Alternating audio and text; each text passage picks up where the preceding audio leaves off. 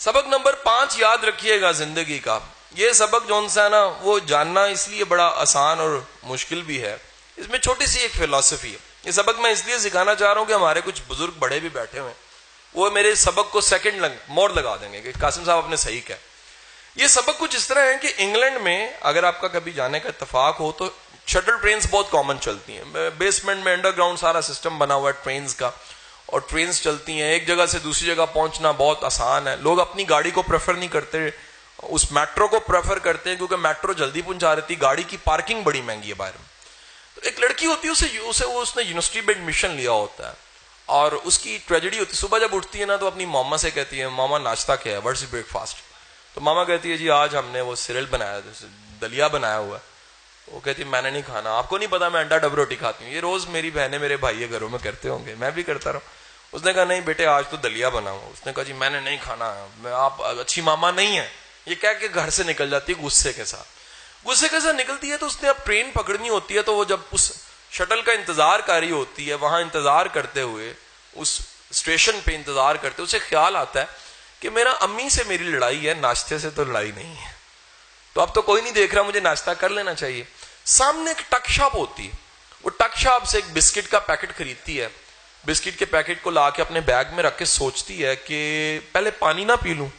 تو بسکٹ کا پیکٹ اس بیگ میں ہے اور سامنے پانی کے کولر سے آدھا گلاس پانی کا بھر کے پانی پی کے مڑتی ہے تو کیا دیکھتی ہے کہ وہ جو اس کا بینچ جہاں پر بیگ پڑا ہوا تھا وہیں پر اس کا بسکٹ کا پیکٹ کھول کے ایک ینگ لڑکا بڑے مزے سے کھا رہا ہے. آپ ذرا کیفیت کا اندازہ لگائیے. بسکٹ آپ نے خریدے ہوں اور کوئی آپ کے بسکٹ کھا رہا ہو. اچھا کھانے پہ اعتراض نہیں ہے, اعتراض ہے مزے لے کے کھانے پہ. آپ کے بسکٹ ہیں, پیسے آپ نے دیے ہیں, کوئی مزے لے کے کھا رہا ہے. بڑے مزے لے لے کے آرام سے وہ لڑکا کھائی جا رہا ہے. اس نے غصے سے آگے ابھی بولنا ہی چاہا تو اس لڑکے نے کہا کہ آپ بھی کھا لیجیے. یہی کہا ہوگا باجی آپ بھی کھا لیجیے. اس کو دیسی کر لیتے ہیں نا, وہاں تو کہا ہے گرل, یہاں ہوگا تو باجی تسی بھی کھا لو. اس نے آگے کیا, اس نے غصے سے ایک بسکٹ جو سا وہ کھا لیا. اس نے 2 کھا لی, اس نے 1 کھا لی. آخر کار کرتے کرتے ٹرے میں 1 بسکٹ رہ گیا. اب آپ اس کیفیت کو بڑا اچھا جانتے ہیں. اگر ٹرے میں آخری بوٹی پڑی ہو اور 2 لوگوں کے ہاتھ میں ڈوئی ہو, کیفیت کیا ہوتی ہے. یہی کیفیت وہاں پر تھی کہ ٹرے, پلاسٹک کی ٹرے میں 1 بسکٹ ہے, ادھر یہ بیٹھے اور یہ بیٹھا, یہ دونوں جو ان سے ہیں بسکٹ کو اٹھانے کا نیت کم از کم کر چکے ہیں. میرے بھائیوں نیت کر لو. اسی نیت کے لمحے میں ہوتا کیا ہے کہ وہ لڑکا جلدی سے بسکٹ اٹھاتا ہے, توڑتا ہے, آدھا اس کو دیتا آدھا خود کھاتا ہے, ہاتھ جھاڑتا ہے اور چلا جاتا ہے. اس کو انتہائی تکلیف ہوتی ہے, یار یہ کیا عجیب بندہ ہے, پاگل ہے. میرے بسکٹ تھے سارے کھائے, آخر میں میرا بسکٹ توڑا, آدھا مجھے دیا آدھا دے کے. اتنی دیر میں ٹرین آ جاتی ہے. ٹرین آتی ہے, اپنا بیگ اٹھاتی ہے, ٹرین میں اس شٹل میں بیٹھتی ہے. جب بھی کچھ کھایا ہوتا ہے نا کچھ, تو یہ ہماری جو بہنیں ہیں بیٹی ہیں, لپسٹک لگی ہو نا, کچھ کھایا ہو تو جگہ بدلتے ہی پہلا کام ہوتا ہے لپسٹک چیک کرنا.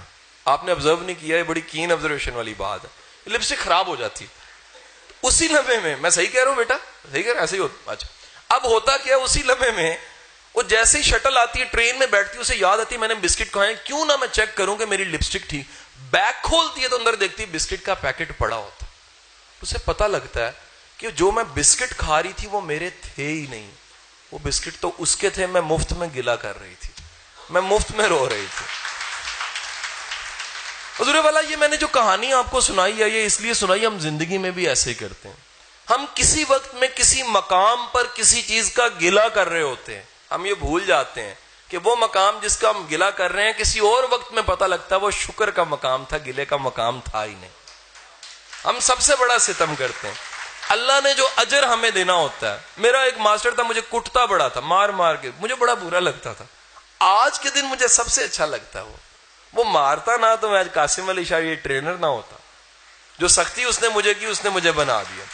والدین کا روکنا مجھے بڑا برا لگتا تھا. یقین کریں میں جب بھی کن ٹپ کے نکل جاتا تھا, ابا جی پیچھے سوٹی لے کے آتے تھے, دڑل دڑل لگتی تھی, بڑی تکلیف ہوتی تھی. میں کہتا تھا یہ عجیب ابا جی پیچھے مارتے ہیں, منہ پہ مارے نا ہے, یہ کیا طریقہ کار ہوا. آج سمجھ آئی کہ وہ سوٹی بھی یاد آتی ہے. آج جب ان کے پاؤں کبھی دوبارہ ہوتا ہوں, ان کے پاس بیٹھا ہوں تو مجھے سوٹی یاد آتی, دل کرتا ہے پھر مارے.